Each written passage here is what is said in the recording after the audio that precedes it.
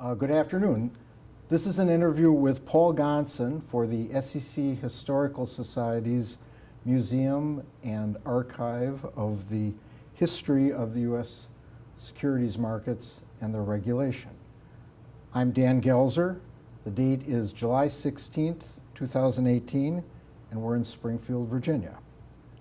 Let me start with a bit of background about Paul. For our viewers who might not be aware of it, Paul served on the staff of the Securities and Exchange Commission in Washington, D.C. for more than 37 years. During the last 20 of those years, he was, that is from 1979 to 98, he was the Commission's solicitor.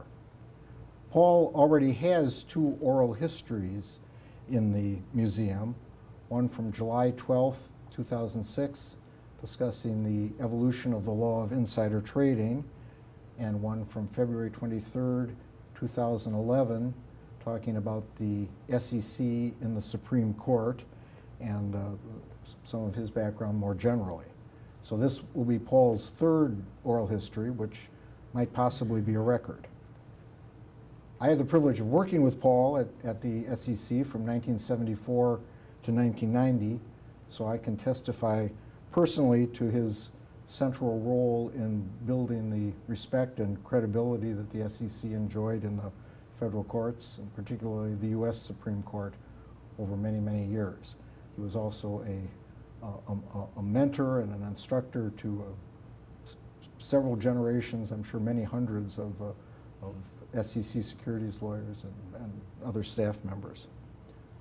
Paul joined the Washington office of Kirkpatrick and Lockhart, law firm here in Washington, in 1998, and his second oral history, the one from 2011, discusses some of his work in private practice.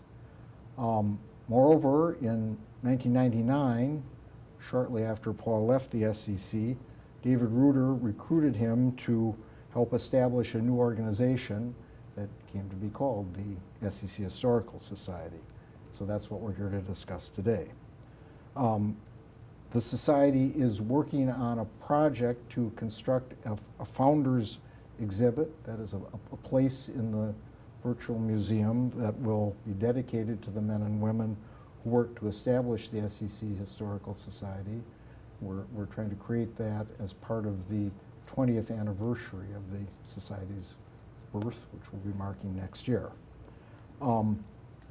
As one of the three primary founders, along with David Reuter and Harvey Pitt, Paul's recollections of the beginnings of the Historical Society will certainly be a key part of the exhibit. So the kinds of things that I'd like to touch on in my conversation with Paul today would include his recollections of the creation of the Society in its early days, some of the specific things he was involved in, and some of the challenges that the founders faced and how they met those. So we'll turn to those subjects, but Paul, thank you for being here, and let me ask first if there's anything you'd like to say at the beginning before we turn to the specifics. Dan, thank you. I'm honored to speak to my role as one of the founders of the Society, and I am so pleased, Dan, that you are the interviewer. As you said, you and I worked together for many years at the SEC, and I have followed your career with admiration. Well, thank you, Paul. As I tried to suggest in my introduction, you were certainly a major influence on my career and my development as a lawyer, as I know you were for many other people. So it's a treat and an honor for me to be able to interview you here today. Okay, Paul, let's start at the beginning. What do you remember about where the idea of the SEC Historical Society originally came from and how you first heard about it? Well, late in 1998 or early in 1999, David Reuter asked me to work with him to establish a society that would do what you said. It would memorialize the SEC's role in the history of regulation and finance in the United States. He had spoken with SEC Chairman Arthur Lovett who was enthusiastic about this.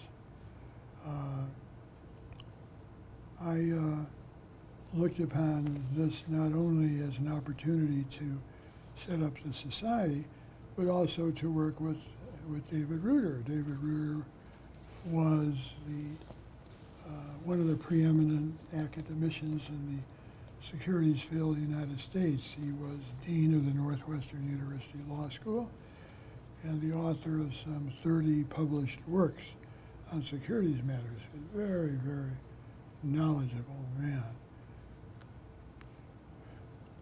So I guess it's fair to say you were enthusiastic about the project. Indeed, You yes, didn't have to be indeed convinced. I was. What you touched on this a little already, but sort of what was the initial sort of vision of what the society would be, or what it would do? Well, it's been said that there's nothing as powerful as an idea whose time has come. And the founders of the society and its initial trustees, including you, Dan, embraced this idea and the question, well, why did they? And I think in part it was their desire to reflect credit on the SEC, from which almost all of them had come. And because of a vision, and I think there were different versions of this vision among different people, as to what might be accomplished. Mm-hmm. Did you and the others discussing at the beginning see it as a bricks and mortar museum in the classic sense? Well, I did, and I think others did as well. I thought, as you said, it was going to be a bricks and mortar museum in Washington, D.C. And I had visited the Merrill Lynch Museum of the History of Finance in the World Trade Center in New York City. And this museum, the Merrill Lynch Museum, was closed to the public and could only be visited by an appointment with a Merrill Lynch staff member who would then act as a guide. The museum was very well done, and Merrill Lynch's contribution to it were featured, as certainly was understandable. So I came away thinking that we didn't have to have our own building. We could have a museum in an existing building. But I thought it should be open, unlike Merrill's museum. Either way, it would require a staff person from the SEC Historical Society there. Well, maybe we'll You know, also, yeah. maybe I should just add, if we're talking about vision, in my meeting with Chairman Levitt, he expressed the idea that this new society could be, as he said, a cheerleader on the Hill. That is somebody who we could be a lobbyist for the SEC. Nobody thought that was a good idea, and we all thought that the Historical Society should be, in fact, independent and appear to be independent, but that we should have a close relationship with the SEC. Arthur Levitt would have been the chairman of the SEC at That's that correct. time, I think. Did you all have to sort of formally reject his idea, or you just went in a different direction without telling him? We discussed it, but I think it was apparent that since our idea was to be an organization wholly independent of the SEC, although working with it, that to be seen on the Hill as a publicist for the SEC would run counter to that. So I don't think it took very much to finally reject that idea. Yeah, it certainly would have been a much different organization if it had an advocacy role. All right, well, let's bring the story forward. Kind of what happened next, and what was your role in the early forming of the society? Well, as I said, David Reuter came to see me, and we talked about it, and he recruited me, if that's the right word, to be a helper for him in the society. I am under no illusions, and I think that one of the reasons he came to me was that I was available. That is, there are a lot of other people at the SEC I think have done a really good crackerjack job, But he knew, and Chairman Levitt knew, that I was about to leave. So I was somebody who could be available. And David and I liked each other.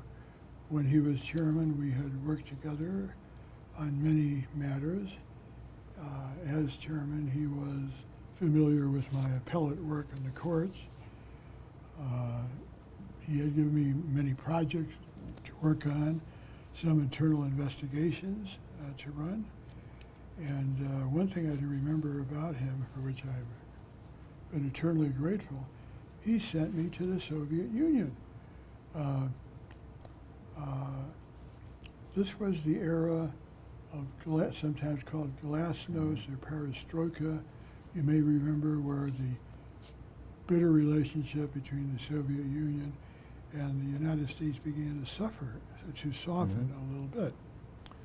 And I can remember still remember seeing on TV Soviet Chairman Gorbachev and SEC President Ronald Reagan walking together down Connecticut Avenue. So in that context, the U.S. Commerce Department organized a high-level business delegation to visit the Soviet Union around that time, right after that time. And what he did is he wanted to have the chairman of the business U.S. government agencies form this delegation. And he asked each of them, for whatever reason, I don't remember whether David did not want to go or he was not able to go, David asked me to go in his place. So there was the chairman of the Federal Trade Commission, the assistant attorney general in charge of the antitrust division. They were the so-called anti-monopoly experts. There was the general counsel of the agriculture department.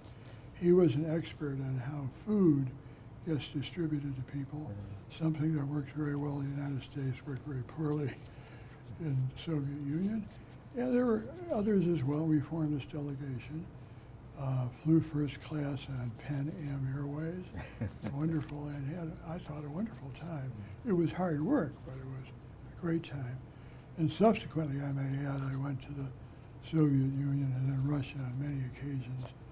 And to further that, to help them develop a capital market to transfer from a command society to a market society, and also to organize a securities regulatory agency in the image of the SEC.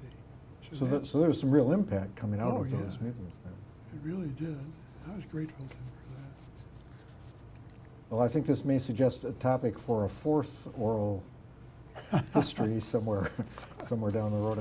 Maybe I should note, perhaps it's ironic too that we're discussing this on a day when our current president is right. Well, actually in Finland, meeting with the current head of Russia. That is ironic. But perhaps turning back to the Historical Society,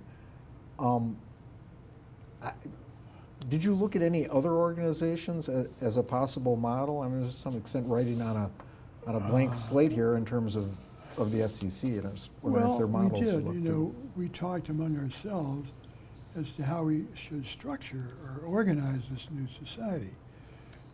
So regarding the administrative structure of the society, I visited the White House Historical Association, but it became apparent to me that that would not be a good model for us, because that organization basically arranges tours of the White House.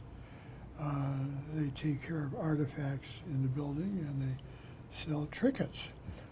So I also visited the D.C. Historical Society building, which is near DuPont Circle in Washington, and I was not impressed with that. I called the General Counsel of the Supreme Court Historical Society, who was a friend of mine. And I was an active member of that society, and I had attended many of its functions. As you noted, at the SEC, I was solicitor, and in that context, I had handled many cases before the Supreme Court and had argued 4 cases there. The Supreme Court Historical Society has functions in the courtroom, usually moderated by a justice, to which members, of course, are invited to attend, and I attended many of those. They also put out a scholarly publication. So I thought that it would be a good idea to model ourselves after that organization. And we did. My friend, the General Counsel of the Supreme Court Historical Society, was very helpful to us, made suggestions to us, gave us some documents, bylaws, and sort of things like that that we could model ours against. Do they have the same sort of, I should say, independence from the Supreme Court? Or They did, that yes. the Historical They were Society has absolutely to- independent from the court, but obviously they were very closely knit with the court, having their programs in the courthouse, in the courthouse of the Supreme Court building, and being usually moderated by a justice. Well, let's talk about some of the other people involved. You certainly touched on David Reuter and to some extent Arthur Levitt. Were there others that were important in the early days of Yes, the there forming of were. the society? We went about establishing the first, what might be called the founding board of trustees, of which you, Dan, were a Yes, member, if I recall. I was a member. Yes, and we tried to select the highest quality persons that we could. Most of them were lawyers, and most of them were alums of the SEC, including former general counsels and former division directors and office heads. Most of them were based in Washington or in New York City, but there were some trustees from other cities as well, and it is to their credit that the out-of-towners attended most of our trustee meetings, which were usually held in the conference rooms of the law firms from which the DC trustees came. David, Harvey, and I anointed ourselves as leaders. David became chairman of the board, Harvey president, and I as secretary treasurer. When Harvey was appointed SEC chairman in the summer of 2001 by President Bush, I succeeded him as president. And when I stepped down about a year or so later, my recollection is that Ted Levine succeeded me as president. But these were very, very high quality people. Yeah, I think Bob Kippers, I guess, was at Deloitte at the Yeah, at the Bob time, Kippers, was I also think, was the only involved. non-lawyer Yeah, I on think the that's board. probably right. On the board. He was very, very good. And he became, as you know, very, very active thereafter. He was really a very prominent person.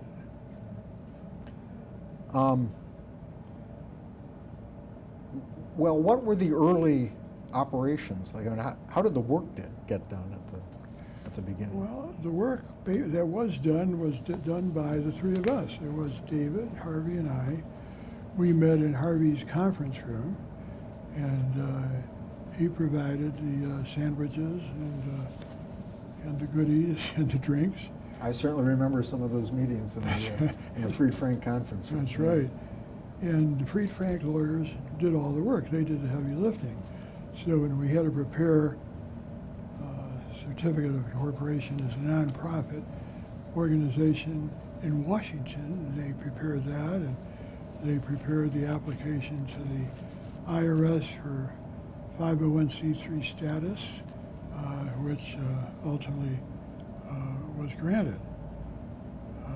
And they also provided an office for our brand new executive director that we hired then. I would just note that Noel Berlin, who at some point in those days was a young associate at Freed Frank, is still the Society's general counsel, although he's on the PCOB's legal staff now. But yeah. he's, Noah was a terrific he's- guy. he- He was in a he young is. lawyer, you're right. Yeah. Very, very good man. Well, I was going to ask if there was a legal dimension. I mean, I guess you've mentioned incorporating and getting approval as a 501c3.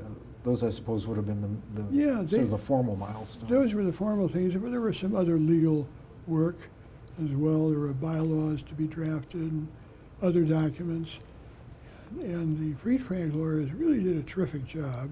And of course, they did it gratis. They made no charge to us. Well, then, speaking of getting the work done, at some point a decision was made to hire a full-time executive director, and I wonder what you remember about that decision and that process. Well, we couldn't do everything ourselves, we realized, and as we had more and more ambitions, we realized we needed to have a professional person helping us. So, in my view, the best thing we did in the early days was to hire Carla Rosati as our executive director. She was and is a creative dynamo. We had advertised for an executive director, and we interviewed quite a few people. But Carla was the shining star, and there was no question that she was the one to be picked. And it worked out fine. I think that the history shows that she was a very fine choice. So you were part of that selection Yes, process? the three of us, Harvey, David, and I. Yeah, well, I could just note that Carla, of course, retired from the society about a year ago in March of 2017. But certainly a lot of what the society is today is a tribute to her work. On the other hand, I think we're very fortunate to have Jayne Cobb as Yes, she seems to be successor. terrific in the little bit of work I've done with her and things I've seen her accomplish. Well, you mentioned at the beginning that Arthur Levitt saw the society as potentially a sort of a cheerleader for the SEC, which didn't, I think for good reasons, pan out. But so what was the society's relationship like with the SEC in those early Well, days? it was very cordial. We decided, as I mentioned, that we would have no formal connection with the SEC, in fact, and in appearance. But we would nonetheless maintain a close relationship with it. Jack Katz, the SEC secretary at that time, was very helpful. He was an old friend, and I had worked with him extensively at the SEC. I met with him frequently at the SEC, and he came to quite a few of our meetings. And that was sort of the conduit by which we were establishing what I call a cordial relationship, but a hands-off relationship. Maybe a little bit analogous to what you said about the Supreme Court Historical Society. The commission, I think, has consistently let us have our annual meeting at the commission, which is usually in the form of some sort of a program or discussion of a They've been issue. very, very good about it. And some of these meetings have been, I think, not only very good but spectacular. And they're usually held on June 6th, which is the anniversary of the establishment of the SEC in the Securities Exchange Act in 1934 on January 6th. So that, in a way, we were taking over, if I could put it that way, the anniversary celebration, or jointly with the SEC. We would have it in the SEC building. We would have some programs that were, I thought, magnificent programs. So that was a good example of how we cooperated together, but were not co-opted by them. Yeah. Well, while we're talking about relationships with other organizations, let me ask you about a different one. There's, of course, also a group that I think you and I are both members of, ASECA, the Association of SEC Alumni, and sometimes people perhaps confuse the two or see some overlap between the two. What was the relationship with ASECA? Well, we had a good relationship with ASECA. Of course, when we were starting out, they had been formed much earlier than we were. And when I was president, I had exploratory negotiations with the president of SECA about a possible merger. We thought that if we would merge, we could have some savings. We could have a single office instead of two offices. We could have a single executive director instead of two executive directors. But the idea foundered as we both came to realize that our differences were significant. The society, as I mentioned to you before, was at pains to let everyone know that we were not merely an SEC alumni organization. We were an organization, while we had a lot of SEC alumni, really were dedicated to establishing a museum for the history of financial regulation and finance in the United States. The SECA, on the other hand, was fiercely and proudly an alumni organization. The society was going to build a museum of some kind, while the SECA's chief, activity was to hold an annual dinner at which cash awards were generally given to SEC staff and other people who had written various kinds of articles that were then juried.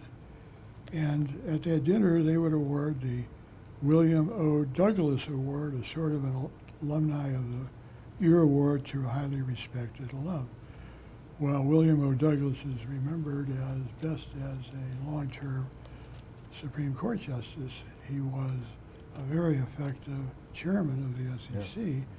And the honor is named in his capacity as chairman. Also, our funding was different. The society relied on substantial contributions from members and non-members, organizations. SECA obtained its funds mostly from its very large membership and profit, which it had annual dues, it still does, and from the profit from its annual award dinner, which attracted hundreds. I mean, I think it's now up to 700 or 800 people pay big bucks to attend that, and that's how they generate their funds. At least to my recollection, SECA started out with something of an enforcement alumni Yes, it was. focus. I think it was essentially a group of enforcement guys that enjoyed the idea of getting together. Exactly right. They were the enforcement people, and then it sort of broadened out from that. All right, well, I said at the beginning, one of the things I wanted to ask you about was hurdles and challenges and how they were overcome. I guess you've already touched on some things that might be regarded as challenges, but anything else you cite in that regard? Well, maybe one thing which is, not particularly known because it never happened was we were worried that the acronym for the SEC's historical site, SECHS, might started to be called SEX, but it never was. So that never came to pass. Also, I would say I have a lot of sympathy for that because when I was at the PCOB, we labored under being called the peekaboo because that's thought our acronym I have to admit should be that I called it peekaboo too. A lot of people. We didn't did. care for that. Also, there were questions early on about how we were going to pay for everything, which we talked about how we were going to fund it. Yeah, I would imagine that a rule really for any nonprofit, particularly as one starting funding, where the money's going to come from is So a we major challenge. realized that fundraising would be an important and ongoing function. So Carla had done fundraising in her early position. She was very good at it. And she used to tell me, introduce me to the person or organization from which you want some money and leave it to me, which expressed, I guess, a great amount of confidence. But that was well-placed confidence because she always showed up back at the office with a contribution. So she was really very good at that.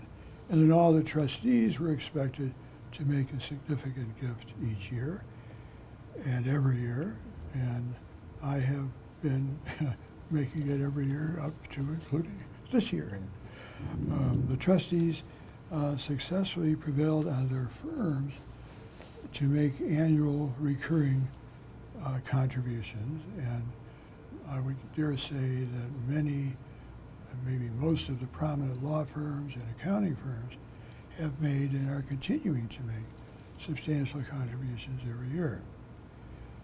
Some of the trustees, including myself and yourself, were members of the Federal Bar Association's Federal Securities Law Committee, and the FBA made annual $25,000 gifts for many years. And that, just note that is, the support from the FBA is continuing.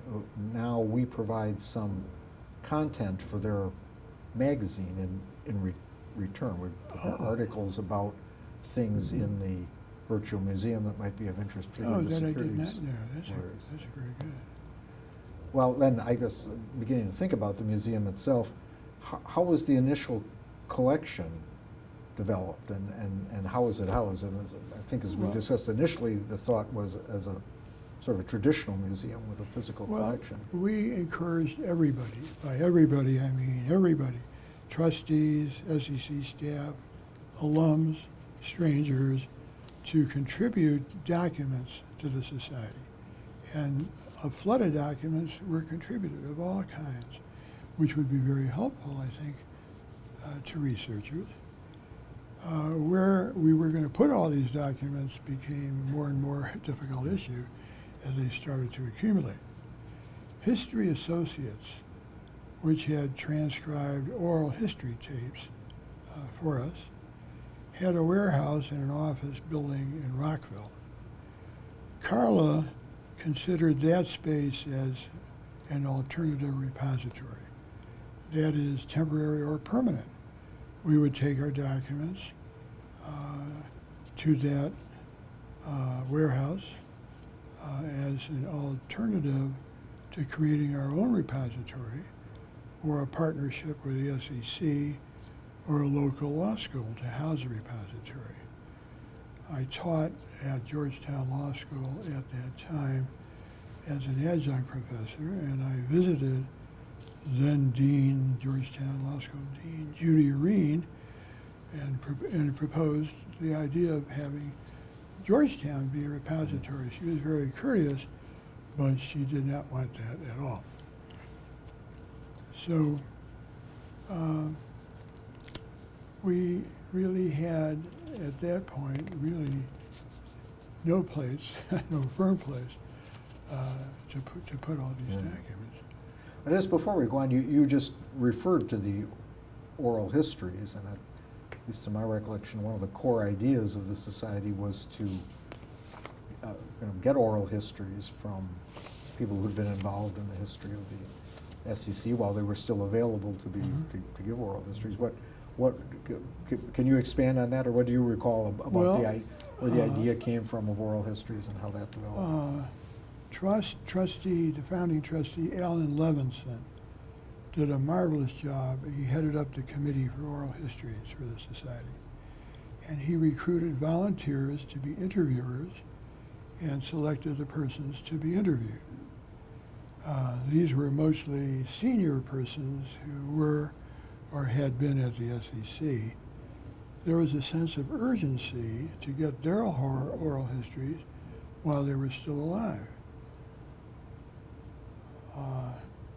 Generally, the interviewers knew the persons who they were interviewed, and he rejected the suggestion for professional interviewers or academicians. So that was really the start of very many oral histories, which I think are crucially important to the museum. I just noticed in preparing to talk to you that the first oral history was Milton Kroll, and that was taken on September 13th, 2001, 2 days after the 9/11 attack. But I'm sure we both remember Milton, who I guess would have been on the staff probably in the 40s and early 50s. Yeah, Milton was a very, very early guy. He was, well, Yes, I could, sort of reminisce about all the people that he worked with, and we took oral histories from all of them. But yes, he was a very early person.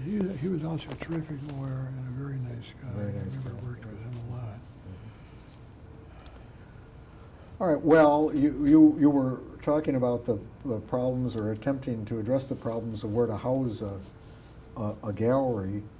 When did you first become aware of the idea of switching to the concept of a virtual museum, Well, online museum, and what yeah. was your reaction to that? In my time, I remember very little discussion about what was to become a virtual museum. We had a lot of discussion about the bricks and mortar museum in a building, and we had some discussion, I guess, about what later would be called a virtual museum, but I specifically remember very little of that. Carla likes to say that she was the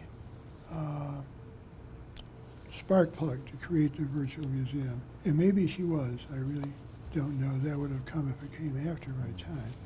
I remember that we had some discussion about using the internet, but most of us thought it meant our website, and we believed that it was not as attractive as a museum, so that never really went anyplace.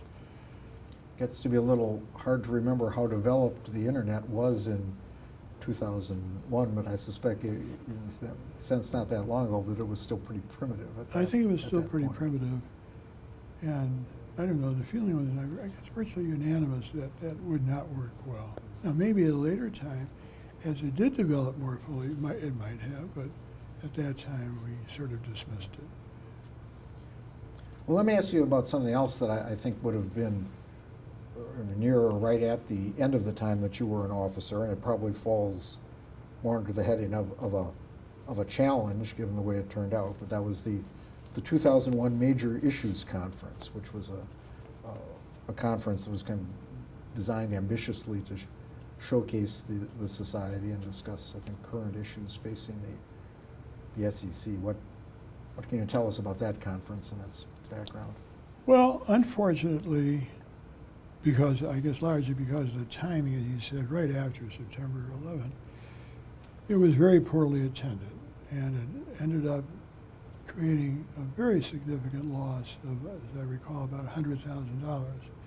That loss was bailed out for us by Northwestern University, where David Reuter had been a very high-ranking person for many years. So we decided that we would move on from that. I guess one other thing about that. Do you remember the role that the SEC played in that conference? I mean, it seems to me that this it was something that was planned jointly with the SEC, a little bit of an exception to the society's more we did, formal and independence. subsequently we had more major issues conferences with the SEC. Yes, we developed it together. They certainly weren't going to underwrite any of the dollars involved, and didn't, but they provided speakers, and maybe they provided meeting rooms, I'm not sure anymore, but these were generally held in hotel ballrooms or elsewhere. And around that time, Carla was asked to leave with this big dip in funds, but she adamantly refused to go, which in retrospect I think was a very good thing. In other words, she was going to be a loyal soldier and stay on and do what she could. We, meaning the society and the SEC, went on to put on more major issues conferences, which were successful, and I spoke at many of them. I must say that part of the reason for the Major Issues Conference was to say, look at us, we're grown up now, we're an important organization, and I think that was helpful in doing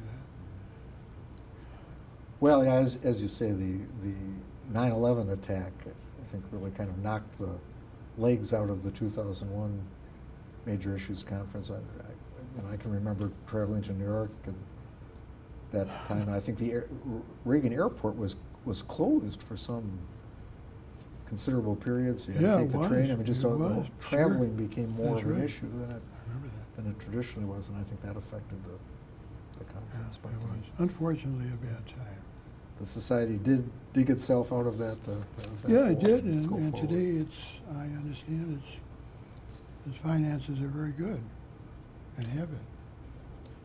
Well, just a couple of final things.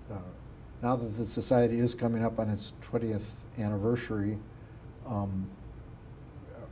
so what would you like people to remember about its founding, or take away from the fact that a historical society was created to memorialize the history of the Well, SEC and securities regulations? Well, unquestionably, it's the virtual museum. I mean, that's the crown jewel of the society. And I think that as people, and I think Carla told me there were 1 million hits on her. Yes, we've crossed the million hits threshold a million year or two hits. ago. Yeah. Wow. When you think about that, you realize that lawyers and accountants and historians and scholars and ordinary people have been, flocking to that museum to search out the very interesting things there. So I think that that's probably the best thing that's happened that the society has done. But this is more broadly, why do you think it's important to memorialize and study the history of financial services regulation? Well, children ask, "Where did I come from, Daddy?" And I think it's good to know, as human nature, to know sort of where we all came from. We being not society members alone, but members of the public, and as I said, lawyers, accountants, historians, scholars. And to have the original museum provide such a terrific answer to that about where did we come from is very good in terms of not only the history of finance in the 20th century, but also the history of regulation of that finance. And that twofold thing is, I think, a wonderful thing to have. That pretty much covers what I wanted to ask you about. Paul, thank you for sharing your memories and thoughts about the Society's founding. Thank you for the role that you played in creating the Society and laying the foundation for what it is today. And also, of course, thank you for your role in making the SEC the respected agency that it is. And I guess on the final personal note, thank you for your role in my professional career. And for being a friend. But also I want to you. thank you, Dan, for giving me this chance to talk about my role. I get a lot of glory from being known as a founder of this prestigious organization. But I know that this is reflected glory. I was there only for a few years at its founding, and my glory is merely a reflection of the good work that so many others did, including you, Dan, for almost this 20-year history. Thank you. No, thank you very much, Paul.